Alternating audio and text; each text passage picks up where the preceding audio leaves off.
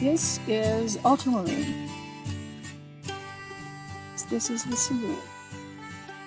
And I mix most of the greens with blue and yellow, but the green that I almost always have on my palette is chromium green, and that's a nice leafy color of green. This is sap green, which is kind of transparent.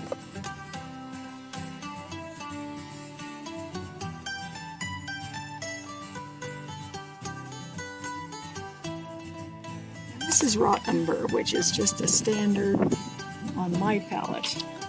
Brown. Colorado has a lot of red color in the soil. The ultramarine blue makes a really cool blue. Adding cerulean warms it up. And pretty soon you get a sky color.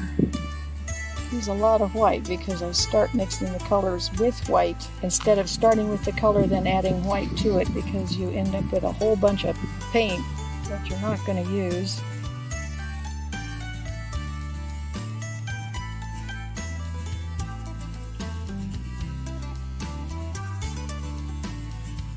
One of my favorite recipes is ultramarine blue and raw umber mixed together make black. So I never put black out on the palette because you need to mix it. And of course, any black that you see in nature isn't really black yeah. In the first place. I'll need to get several photos of all of this from right here so I can see it in this stage, because the sun is going to... It's going to change, yeah. You're probably not going to get it finished in the time that you've got for the weather holding or the sun and everything. But if you come out and mixed all your colors and matched them to what you see, then you can go back to the studio and with your photographs to locate stuff, you can finish the thing using all the right colors because you've already done that. It's really interesting how with just a few colors on the palette you can just keep messing with it and mix it until you come up with things that work. I like using oil, my two favorite mediums. So I probably do more pastel work because you can do it in about a 1/3 the time. You need the full range of pastels to really do what you want to do. Where oil, you've got to mix everything, so that's one of the reasons it takes longer. You've got to put it on and blend it and dry it. But pastels, you pick it up and use it, you pick it up the next color and blend it together, and it's there. It really is much faster, but it's the very same pigment. And from across the room, if you're not seeing the reflective glass at all, you couldn't tell one from the other because they're just as brilliant. It is just so much fun. And I blend. Some don't blend at all. Some do a little of both, or they use the little blender stumps or something. But I just really like smooth transitions and having it look as soft and natural as possible, I guess. Until you get used to it, you blend so much that you blend your fingerprint off. Your finger can be sore for a couple of days, but then you get a little smarter about how you do that.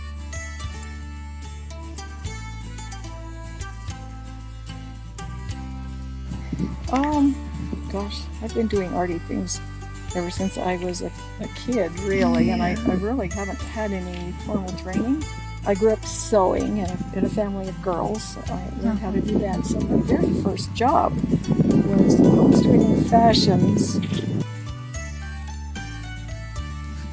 I then had a job which involved a lot of floral design. So I was a designer for a very exclusive silk floral business in Denver for 7 years. I became the wedding consultant, so I was working with color and flowers and all of the planning and ideas for color combinations and everything that's involved in that.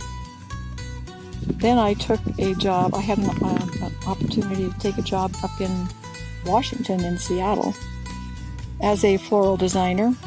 But because I was an artist, it turned out that it was a import company that owned this floral shop, and they were doing all silks.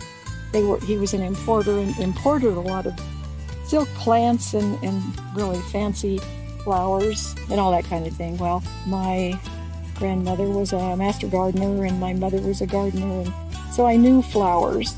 And with all of the years of silk floral arranging and everything, I was able to combine all of those skills and understanding and everything. So when this opportunity came up to work at a shop in Washington, I started doing large window displays because they'd never had that done, because it was a destination store. Oh, and so I was doing floral arrangements, window design out of foam core, big things that would show from the street. Sure. And painting that. Then I had an opportunity to take a job in Dallas, and I was the art director for a while down there for a company called Silvestri. They did a lot of beautiful decor in addition to a lot of Christmas things. And I ended up doing a collectible line for them. They wanted a new line that was different than anything out there. And so they suggested finally, after not being sure what direction they really wanted to go, they wanted to have a bear.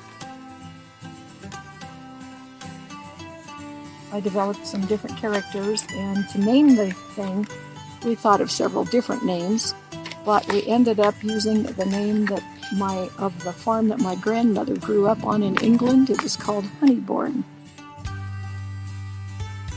So they became the Bears of Honeybourne Hollow. So I wrote the story and illustrated the story and came up with all these little figurines and everything, and illustrated 2 stories for them. It was Fitz and Floyd. They were a ceramic company, really high-end ceramics. Mm-hmm. And that is called tabletop as opposed to dinnerware. Okay. Dinnerware is the greenware that's already a shape, and you do the artwork, and that it requires a decal. Mm-hmm. And that's dinnerware. Tabletop are all of the structures that are, the Santa Claus centerpiece that is all ceramic, and you've got a Santa with a lot of headwear and fur on his coat and design on his coat, and he's carrying bags and bundles, and he's got animals around his feet and all those kinds of things. Yeah. Very expensive things and elaborate.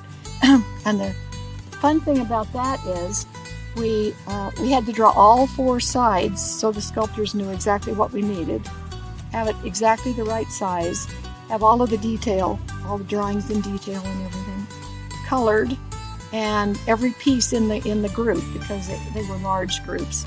So we did teapots and dinner plates and mugs and serving plates, serving platters, and everything that you could ever imagine that went with this pattern, this color scheme.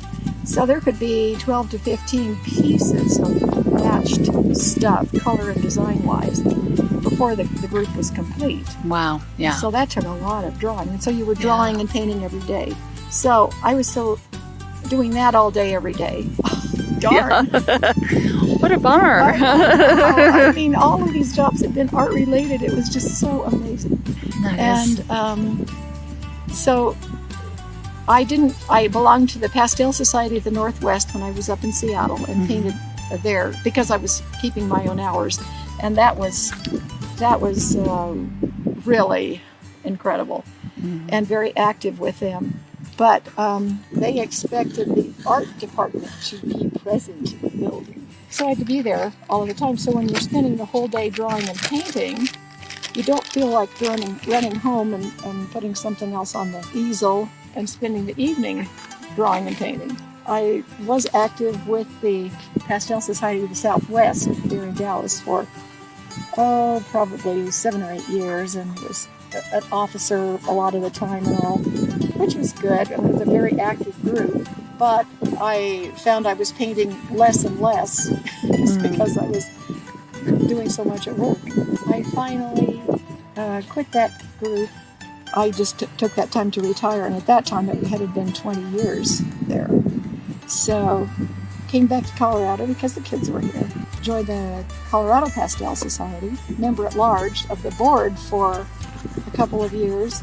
I hadn't been painting very much for a while and had a lot of backlogs of painting, so I joined a local gallery in Berthoud, which is a small one, and then I joined Estes Art Gallery. Began painting again because there was a lot more activity there.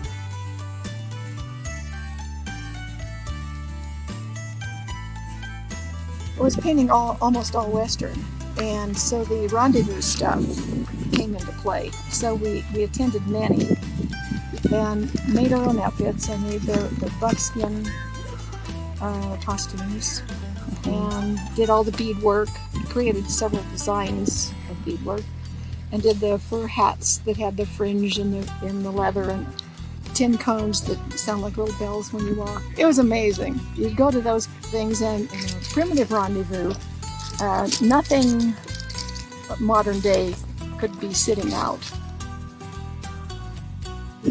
It was always so full of subjects and ideas and things like that it was just super fun to go to those events and then come up with ideas for action and characters. The leaders of the rendezvous were called the bourgeois. They always had a little more dramatic costume, and they did so much that was authentic, and everything was handmade then. Yeah. So that was one of the things that I really enjoyed when the kids were involved in it.